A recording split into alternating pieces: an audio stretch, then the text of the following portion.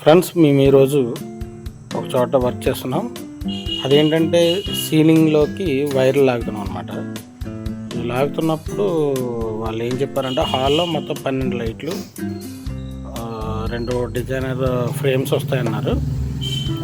Centre ropes 2, side rope 1 ఎలా వస్తాయన్నారు. ఇది bedroom అనమాట. బెడ్రూమ్లో కూడా సేమ్ అలాగా. ఇక్కడేమో 4 పాయింట్లు కిందకి వేసి 2 స్పాట్ లైట్స్, అంటే 1 వాట్ లైట్లు, ఒక 2 రోపులు వస్తాయన్నారు. సో దాని నుంచి మేము ఇలా చేసాం అనమాట.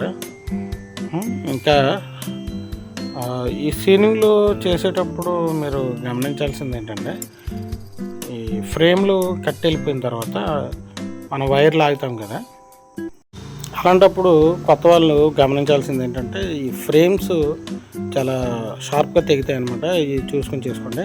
ఇంకోటి ఏంటంటే, మీరు ఈ వీడియోలో మీరు గమనించారో లేదో, అందులో మేము పీవీసీ పైపులు వేసాం.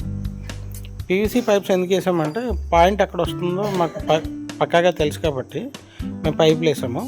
ఈ పైపులు వేయడం వల్ల వచ్చే ఉపయోగం ఏంటంటే, ఫ్యూచర్లో ఎప్పుడైనా ఎక్స్ట్రా లాక్కోవాలంటే లాక్కోవచ్చు. అంటే చాలామంది సీలింగ్ అయిపోయిన తర్వాత మాకు ప్రొఫైల్ కావాలంటారు, ఇంకా వేరే లైట్స్ ఏమన్నా స్పాట్ లైట్స్ అని ఇవన్నీ కావాలంటారు. సో అలాంటప్పుడు మనం లాక్కోవడానికి వైర్లు చూడడానికి ఉంటుంది. ఫ్లెక్సిబుల్ పైప్స్ మ్యాక్సిమం ఎక్కడ అవసరమో అక్కడే వేయండి తప్ప మిగతా అన్ని చోట్ల వేయకండి. Okay brothers, thank you.